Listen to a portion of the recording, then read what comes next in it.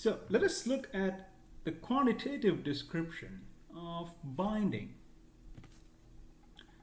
Consider a process in which a ligand binds reversibly to a site in a protein. For example, if P were to be a protein and L were to be a ligand, and L binds to P in this site. Now, this is dictated by two different rate constants. Now, what is a rate constant? Rate constant is what defines how fast a reaction happens, right? Now, in this case, the reaction is binding of protein P by ligand L. And when they interact, a complex called PL forms because P interacts with L. And how does P interact with L? That is exactly what we learned in chapter 3 and 4. Of course, a little bit in chapter 2 as well. Non-covalent interactions or weak interactions in proteins that are dictated by amino acid side chains, right? Could be hydrophobic, hydrogen bonding interactions, van der Waals interactions, or ionic interactions with the ligand.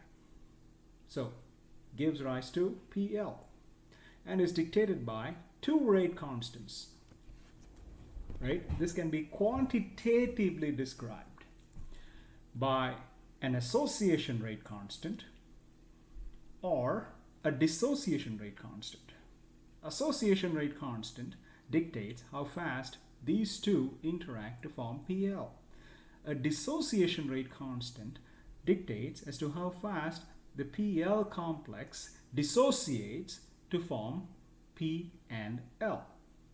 Remember, from your knowledge of Chem 1 or Chem 2, kinetics is described by whether a reaction is first order, second order, or to a lesser extent, third order. It could be zeroth order as well. Now, this is a second order reaction. There are two reactants. So you have to understand that Ka has a different unit as compared to Kd because Kd dictates going from one reactant to two products, whereas Ka is two reactants to one product. This can sound confusing, but let us break this down. So, after some time, the process reaches equilibrium, where the association and dissociation rates are equal. So,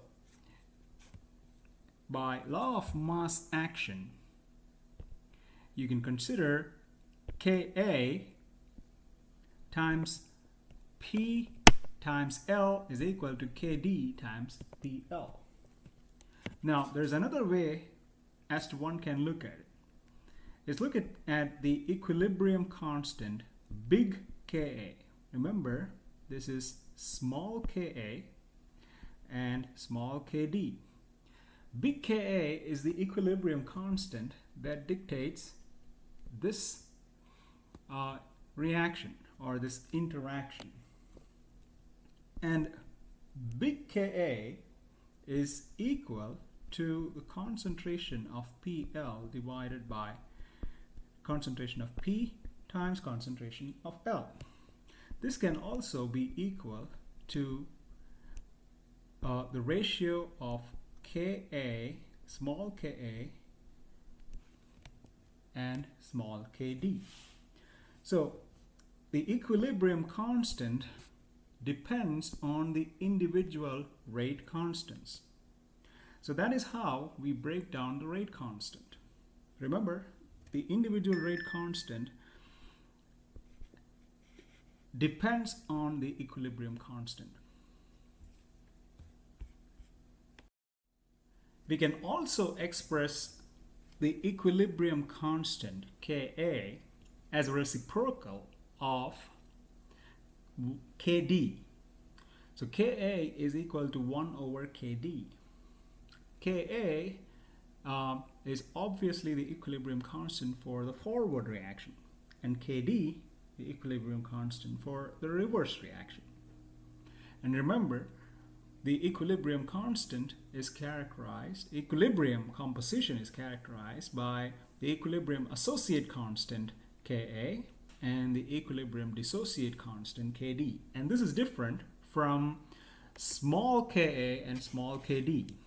So you have to understand the difference between large Ka, large Kd, and small ka and small kd.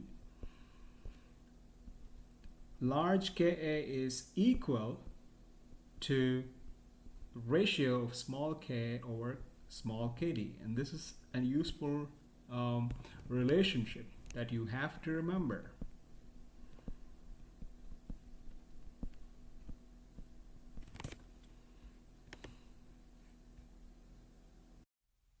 To understand the binding of a ligand to a protein, it is important to analyze in terms of the bound fraction. If we consider this equilibrium constant equation and rearrange it, we see that the ratio of bound protein to the free protein is directly proportional to the concentration of the free ligand. When the concentration of the ligand is much higher than the concentration of ligand binding sites, the binding of the ligand by the protein does not appreciably change the concentration of free ligand.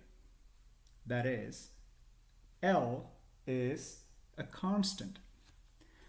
Let me explain to you what this means. If you have a protein and if you have a ligand, right? Now, what it says here is the concentration of the ligand is much higher than ligand binding sites. And in this case, the binding of the protein to the ligand does not appreciably change the concentration of the ligand. Here is the bound protein.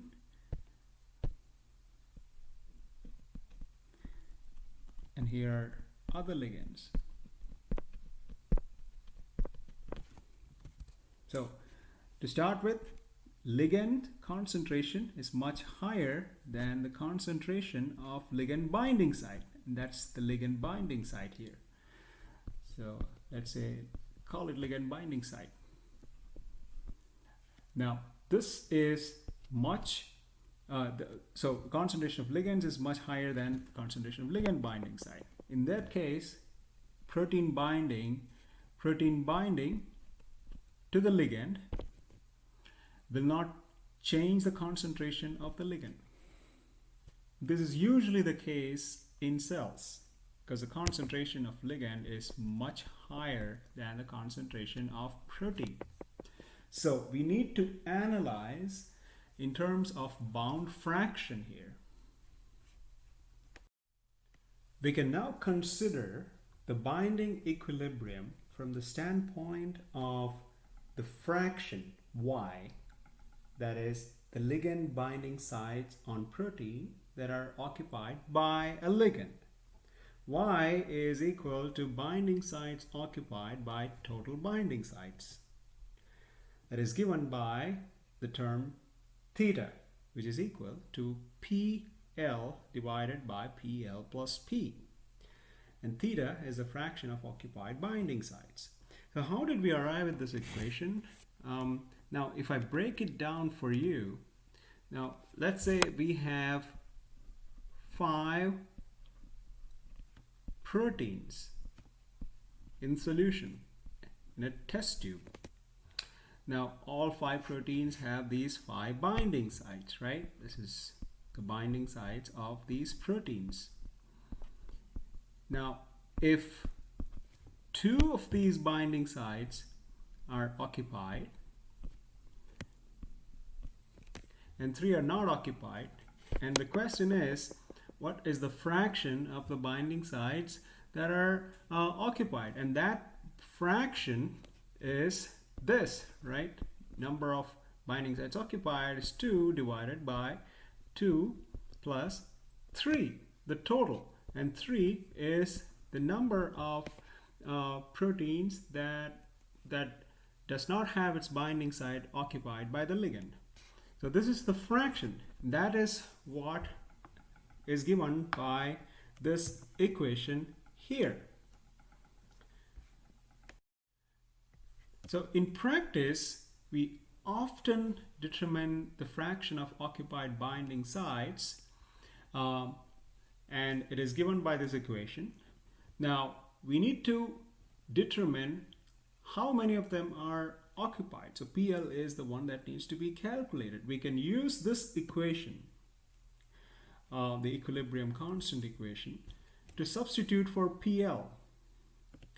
Substituting PL with Ka times concentration of L and concentration of P will eliminate PL, right? We take these two terms to the left hand side and you substitute for PL in this equation.